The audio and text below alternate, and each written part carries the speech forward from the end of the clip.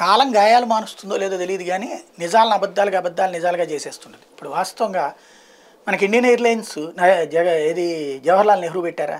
లేదు, టాటా గారు పెట్టిందాన్ని నొక్కేశారు, జాతీయం చేశారు. అట్లా బ్యాంకింగ్ రంగం, ప్రైవేట్ బ్యాంకులన్నింటినీ జాతీయం చేశారు, అంతే తప్పించి పెట్టి సాధించింది కాదు.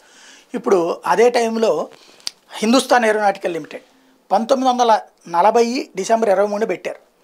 గుజరాత్కి చెందినటువంటి వాల్చంద్ హీరాచంద్ అనేటువంటి వ్యక్తి పెట్టాడు. అప్పుడు మైసూర్ రాజుతో కలిసి హెచ్ఏఎల్ని స్థాపించాడు. దాని పేరు హిందుస్థాన్ ఎయిర్క్రాఫ్ట్ లిమిటెడ్గా స్థాపించారు. వాల్చంద్ హీరాచంద్ కంపెనీకి చైర్మన్ కూడా అయ్యారు. దోమలూరు రోడ్లో ఉన్నటువంటి ఈవెంట్ టైడ్ అనే బంగ్లాలో కంపెనీ కార్యాలయం ప్రారంభించబడింది ఆ రోజుల్లో. అది బ్రిటిష్ వాళ్ళ టైంలోనే. అప్పుడు స్వతంత్రం ఇవ్వాలన్న ఆలోచన కూడా రాలేదు. 1941లో అప్పటి ప్రభుత్వం 3వ వంతు వాటా కొంది. అప్పుడు బ్రిటిష్ ప్రభుత్వం దాంట్లో వాటా కొంది. ఆ తర్వాత 1942 ఏప్రిల్ 2న బ్రిటన్ ఆధీనంలో ఉన్నటువంటి భారత ప్రభుత్వం మొత్తం వాల్చంద్ హీరాచంద్ వాటాను కొనేసింది. అయితే మైసూర్ మహారాజు తన వాటా అమ్మలేదు. అప్పుడు బ్రిటిష్ ప్రభుత్వం ఏం చేసింది? మొత్తం అది లాగేసుకుంది. అంటే హెచ్ఏఎల్ మొదటి నుండి ప్రభుత్వ రంగ సంస్థ కాదు, అది రిస్క్ తీసుకుని పారిశ్రామికవేత్త పెడితే దాన్ని నొక్కేసింది. అదేది నెహ్రూ పెట్టింది కాదు.